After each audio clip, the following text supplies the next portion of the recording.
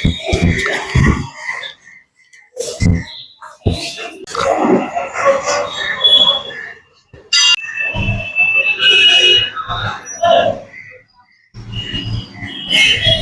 నమస్కారం. Welcome to నేను మీ విజయలక్ష్మి.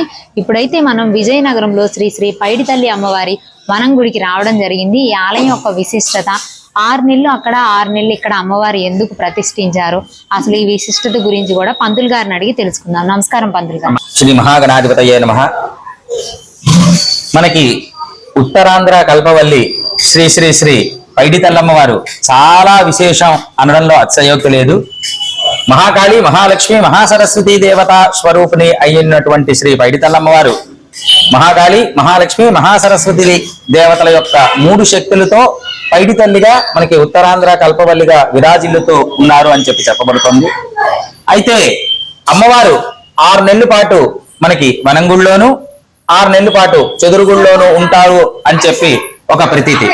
అయితే ఈ 6 నెలలు ఇక్కడ ఎందుకుంటారు, 6 నెలలు అక్కడ ఉండడం ఏమిటి అన్నటువంటిది మనకి ఒక సందేహం. ముఖ్యంగా పతివాడ అప్పలనాయుడు గారు అనేటటువంటి ఒక ఆయనకి అమ్మవారు ఈ యొక్క పెద్ద చెరువులో ఆయన వెలకి తీశారు అని చెప్పి చెప్పబడుతుంది.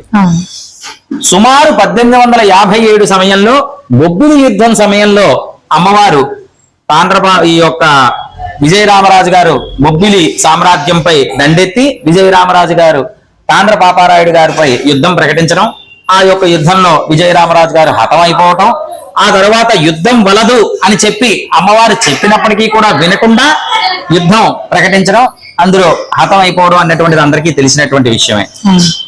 ఆ యొక్క విజయరామరాజు గారు అన్నయ్య గారు హతమైపోవడంతో మనస్తాపం చెందినటువంటి పసిడి తల్లి అనేటటువంటి ఆమె విజయరామరాజు గారి యొక్క చెల్లెలు పశ్చిమ దిక్కులో ఉండేటటువంటి పెద్ద చెరువులో దూకి ఆత్మాహుతి అయ్యారు అని చెప్తూ ఉంటారు. అదంతా కూడా తెలిసినటువంటి విషయమే.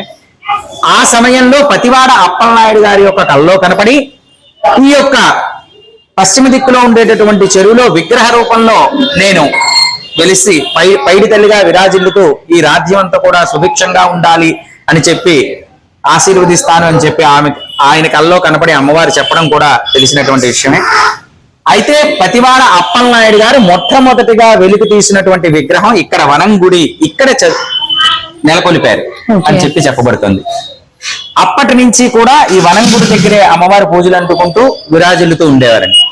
అప్పుడు ఇదంతా కూడా వనం, అడవి కాబట్టి ఊర్లోకి తీసుకెళ్లి ఉత్సవం చేయడం అనేటటువంటిది జరుగుతుంది. కాబట్టి వైశాఖ శుద్ధ పౌర్ణమి దాటిన తర్వాత వైశాఖ శుద్ధ పౌర్ణమికి ఇక్కడి నుంచి మేళతాళాలతో అమ్మవారిని తీసుకెళ్లి అక్కడ చదును చేసి అక్కడ నెలకొల్పి విజయదశమి వెళ్ళినటువంటి మంగళవారం, విజయదశమి వెళ్ళేటటువంటి మంగళవారం ఏదైతే ఉందో ఆ మంగళవారం నాడు సిరుమానోత్సవం జరిపి తర్వాత పెద్ద చెరువులోనే అమ్మవారు వెలికి తీసినటువంటి పెద్ద చెరువులో తెప్పోత్సవం జరిపి ఉయ్యాల కంబాల అనేటటువంటి కార్యక్రమం చదురుగుడి దగ్గర జరిపి అక్కడి నుంచి ఇక్కడికి తీసుకురావడం అనేటటువంటిది జరుగుతూ ఆనవాయితీగా ఉందండి. వైశాఖ మాసం నుంచి ఆశ్వీజ మాసం వరకు కూడా చదురుగుడిలో విరాజిల్లుతూ ఉంటారు అని చెప్పి ఒక ప్రతీతి.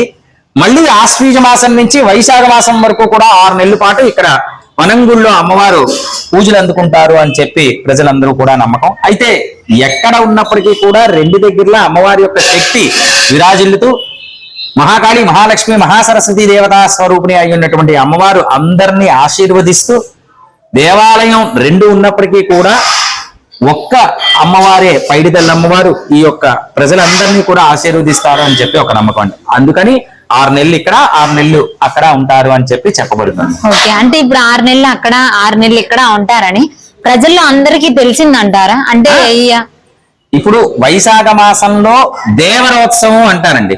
అమ్మవారికి దేవరోత్సవం జరిపింపబడుతుంది.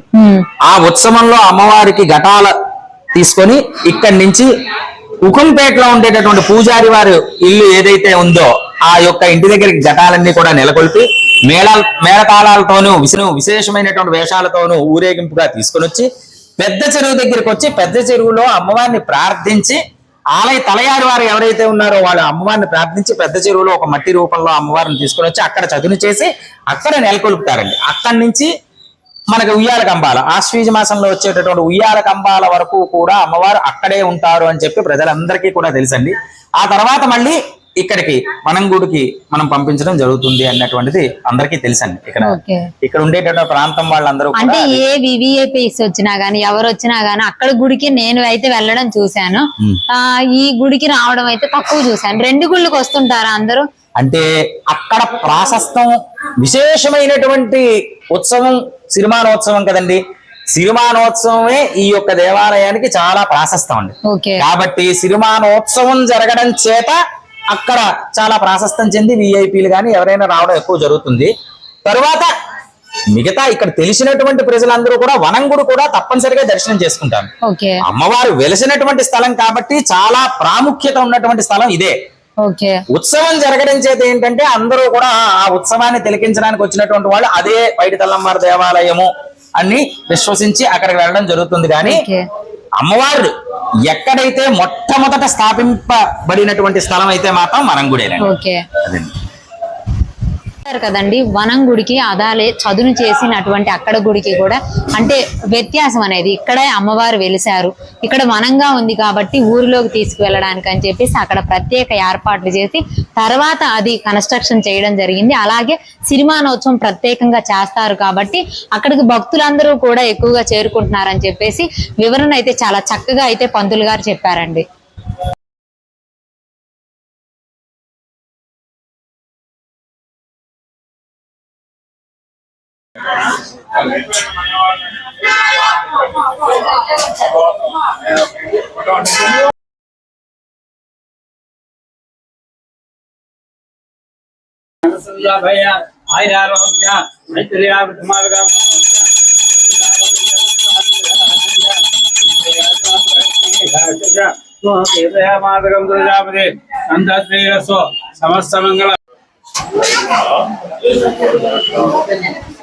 ఈ రోజైతే మనం విజయనగరంలో శ్రీ శ్రీ శ్రీ పైడితల్లి అమ్మవారి కోవెల దగ్గరకు అయితే వచ్చాం. అమ్మవారి యొక్క విశిష్టత అలాగే అంటే పూజలు గాని ఉత్సవాలు గాని ఏ విధంగా చేస్తారో అన్ని కూడా ఇక్కడ ఉన్నటువంటి సిరిమానని మీద కూర్చునేటువంటి పంతులు గారిని అడిగి అన్ని కూడా తెలుసుకున్నాం. నమస్కారం పంతులు గారు. నమస్కారం అమ్మా. సిరిమాన మీద కూర్చోవడానికి అంటే తరతరాలుగా మీ వంశీలే కూర్చుంటారని తెలిసింది. అమ్మవారి యొక్క విశిష్టత అన్ని చెప్పండి.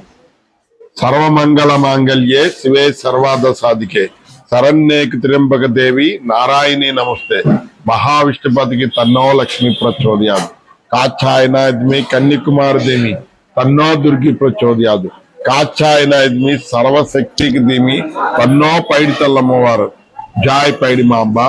ఈవిడి పైడితల్లమ్మవారు విజయనగరం పైడితల్లమ్మవారి దేవస్థానం విజయనగరం చాలా మహిమ గల అమ్మవారు. ఈవిడి కనకదుర్గ ఉపాసకురాలు.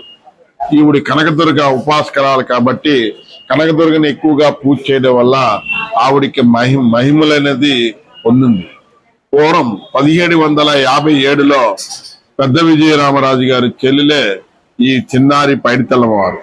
ఈవిడి కనకదుర్గ ఆశీస్సురాలు కాబట్టి ఆవిడ యొక్క మహిమలు పొందింది కాబట్టి అన్నగారు ఏ యుద్ధంకి వెళ్ళినా హారతిచ్చి తిలకం దిద్దేది. అన్ని యుద్ధాలకు కూడా జయమైపోయింది. కానీ బొబ్బుల యుద్ధం అనేది జయం అవ్వలేదు.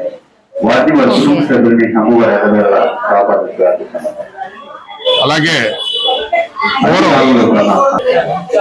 ఈ అమ్మ పూర్వం ఈ విజయరామరాజు గారు విజయనగరం పరిపాలించిన తాండ్ర పాపారాయుడి గారికి బొబ్బిలి పరిపాలించిన తాండ్ర పాపారాయుడి బొబ్బిలి యుద్ధం, ఆ యుద్ధమే ఈ అమ్మవారు ఉద్భవించారు.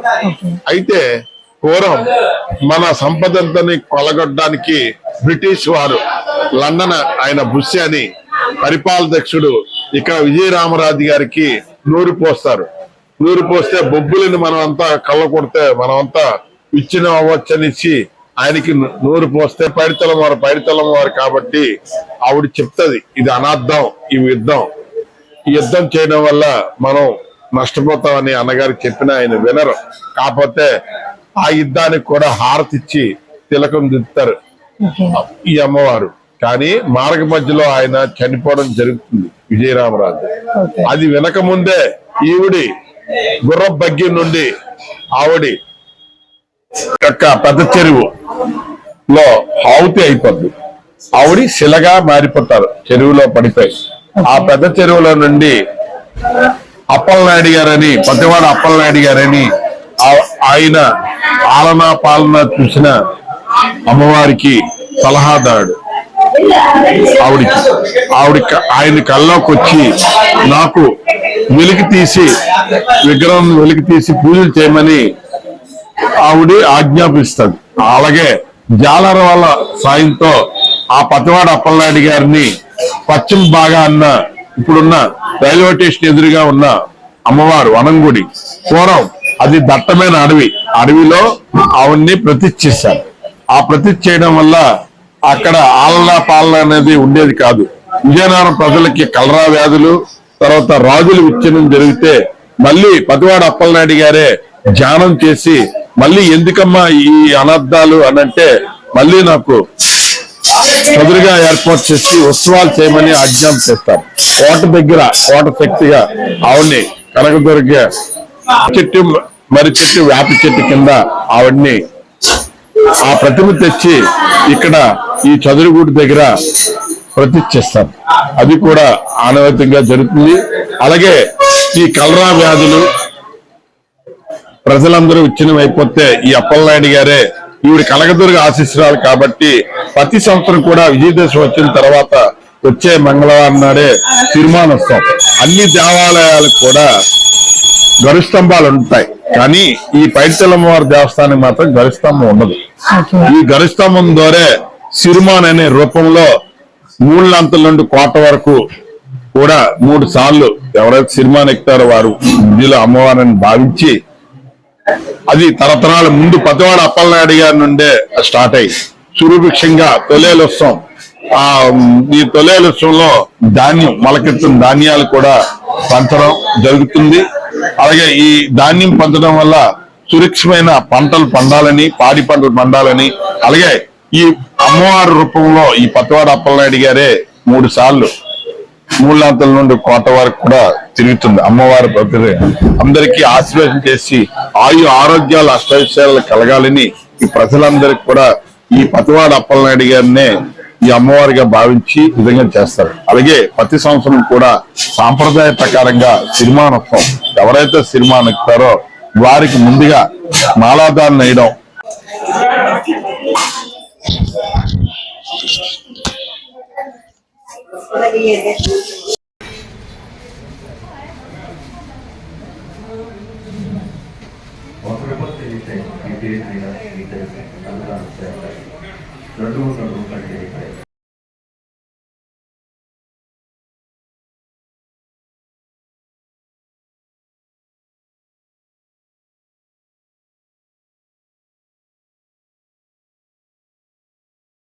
మేము వైజాగ్ నుంచి వస్తాం. అంటే ఎప్పుడు దర్శించుకుంటారు అమ్మవారిని?